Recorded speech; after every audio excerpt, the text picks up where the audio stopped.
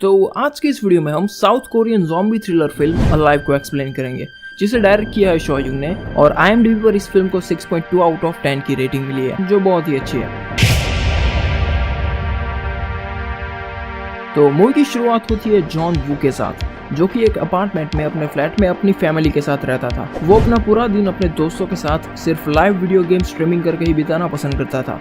ऐसा ही एक दिन था जब उसके पेरेंट्स और उसकी सिस्टर बाहर गए हुए थे।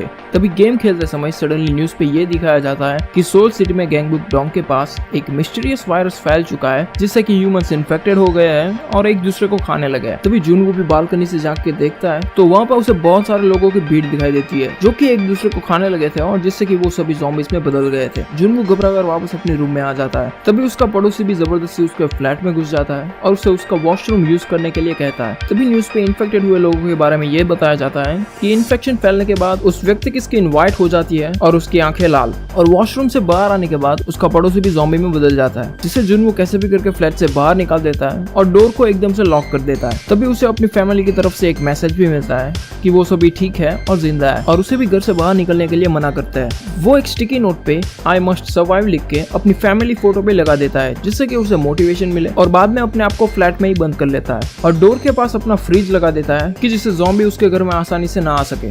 फिर सोशल मीडिया पे वो स्टे अलाइव की एक पोस्ट भी शेयर करता है। बाद में वो ड्रोन से अपनी नज़दीकी जगह को देखने की कोशिश करता है तो वहाँ पे उसे सिर्फ ज़ॉम्बी से दिखाई देते हैं। तभी उसके फ़ोन में भी नेटवर्क वापस आ जाता है, पर फ़ोन की बैटरी खत्म होने की वजह से उस ड्रोन को उसे वापस लेना पड़ता है। जुनवू फिर अपने फ़ोन के रेडियो से कॉन्टेक्ट करने की कोशिश करता है, पर उसे कोई भी हेडफोन जैक अपने घर में नहीं मिलता। उसके पास सिर्फ वायरलेस गैजेट्स ही थे। वो डेली अपना एक वीडियो भी रिकॉर्ड कर लेता था, पर धीरे धीरे उसके पास खाना पीना सहित इंटरनेट भी खत्म हो गया और साथ ही उसका मोबाइल नेटवर्क भी चला गया। तभी रात के समय उसे एक पुलिस ऑफिसर ज़ॉम्बीज़ के साथ लड़ती हुई दिखाई देती है, पर काफी कोशिश करने के बाद भी वो पुलिस ऑफिसर अपनी जान नहीं बचा पाती। जुनवू उन ज़ॉम्बीज़ का ध्यान भटकाने की भी कोशिश करता है, पर उससे कोई फायदा नहीं होता। तभी एक इन्फेक्टेड पड़ोसी उसके फ्लैट में घुस आता है और उसे खाने के लिए उसकी तरफ आगे बढ़ता है। तभी वो बालकनी से ऐसा लटकता है कि जिससे वो नीचे ना गिरे। फिर वो ज़ॉम्बी तेजी से उसकी तरफ बढ़ता है और बाद में वो नीचे गिर जाता है। वो उस मुसीबत से तो बच जाता है, पर देखता है तो अब उसके पास कोई भी खाने की चीज भी नहीं थी, ना तो उसके पास पानी था,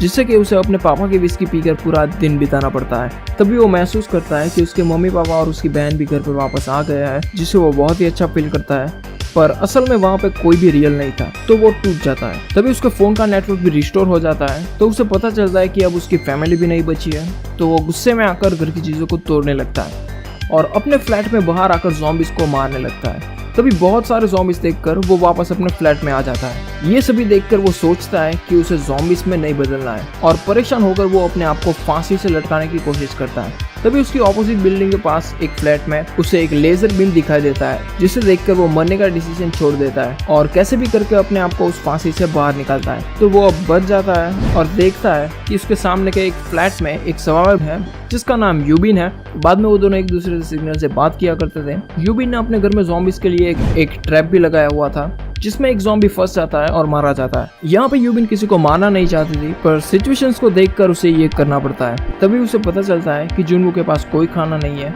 तो वो एक बॉल को रस्सी से बांधकर वहाँ तक फेंकने की कोशिश करती है, पर वो बॉल वहाँ तक पहुँच नहीं पाती। तभी जुनवू अपने ड्रोन की मदद से वहाँ तक रस्सी पहुँचाता है, जिससे वो दोनों एक दूसरे से खाना शेयर कर सके। तभी एक फायर फाइटर ज़ॉम्बी उस बॉल को देख लेता है और उस बॉल से बांधी हुई रस्सी को जोर से खींचता है। तभी रस्सी से बांधा हुआ टेबल भी जोर से यूबिन को लग जाता है और वो वहीं पे बेहोश हो जाती है। तो यहाँ पे ऐसे ज़ॉम्बीज़ हैं जो अपनी पुरानी हैबिट्स और स्ट्रेंथ को नहीं भूले हैं, जिससे कि ये फायर फाइटर उस रस्सी के जरिए उस फ्लैट तक पहुंच जाता है। उस फायर फाइटर को देखकर जुनवू अपने ड्रोन के जरिए उसे डिस्ट्रैक्ट करने की कोशिश करता है, पर तभी उसके दरवाजे के पास भी ज़ॉम्बीज़ पहुंच जाते हैं, जिससे उसका ध्यान भी भटक जाता है। तभी वो फायर फाइटर ज़ॉम्बी उस ड्रोन को पकड़ लेता है, पर लकीली वहाँ पे यूबिन को होश आ जाता है और वो उस ज़ॉम्बी के हाथ को काट देती है, जिससे कि वो ज़ॉम्बी मारा जाता है। तभी जॉन भी डिसाइड करता है कि अब उसे खाने की जरूरत है और कुछ जरूरी सामान की। तो वो रात में अपने किसी पड़ोसी के घर में पहुंच जाता है। वहाँ उसे खाने और पीने की चीजें, साथ ही वॉकी टॉकी, एक वायर्ड ईयरफोन और कुछ माउंटेन हाइकिंग का सामान मिलता है। तभी वहाँ पे उसे बेडरूम में एक इन्फेक्टेड लेडी दिखाई देती है जो कि मर चुकी थी। पर उसका पति ज़ॉम्बी बन गया था जो कि जुनवू पर अटैक कर देता है, पर जुनवू वहां से बचकर निकल जाता है। वो उस हेडफोन जैक की मदद से रेडियो से मैसेज करने की कोशिश करता है, पर अनफॉर्चुनेटली रेडियो भी डाउन आता है। बाद में वो कुछ खाना और वॉकी टॉकी यूबिन को भेज देता है, जिससे वो दोनों काफी दिनों तक बात किया करते हैं। तभी यूबिन जुनवू को ये भी बताती है कि उसे हाइट से काफी डर लगता है। वो दोनों बाहर पानी के लिए कंटेनर्स भी रखा करते थे, जिससे कि बारिश के वक्त उन्हें कुछ पानी भी मिल जाए। तभी एक दिन सभी ज़ॉम्बीज़ भूख की वजह से सभी अपार्टमेंट्स में पहुंच जाते हैं और घबराहट की वजह से यूबिन से कुछ चीजें गिर जाती है, जिससे कि आवाज होती है और वो सभी ज़ॉम्बीज़ यूबिन के फ्लैट की तरफ आने लगते हैं, जिसका पता जुनवू को वॉकी टॉकी से चल जाता है और वो अपने लैंडलाइन फोन की मदद से यूबिन के बाजू वाले फ्लैट में कॉल करता है, जिससे कि वो सारे ज़ॉम्बीज़ उस आवाज की तरफ दौड़ने लगते हैं और बाद में यूबिन की जान बच जाती है। फिर वो डिसाइड करती है कि अब यहाँ पे रहना आसान नहीं होगा, तो उन्हें वहाँ से बाहर निकलना ही होगा। यूबिन जुनवू को बताती है कि उसके अपार्टमेंट के 8वें फ्लोर पर उसने किसी भी ज़ॉम्बीज़ को नहीं देखा है, तो उन्हें वहाँ पर पहुँचना चाहिए, जो कि वहाँ पे उसे खाना भी मिल जाएगा। फिर यूबिन अपनी माउंटेन हाइकिंग स्किल की मदद से अपने फ्लैट से निकलकर नीचे आती है। वो सभी ज़ॉम्बीज़ से एक अच्छी फाइट करने लगती है। तभी वहाँ पे जुनवू भी उसकी मदद करने के लिए आ जाता है। तो यहाँ पे हमें एक बहुत ही अच्छे एक्शंस देखने मिलते हैं। स्पेशली यूबिन के मूव्स बहुत ही कमाल के थे। दोनों ज़ॉम्बी से बचकर बाद में एलिवेटर में पहुंच जाते हैं। बाद में वो 8वें फ्लोर पर पहुंचते हैं।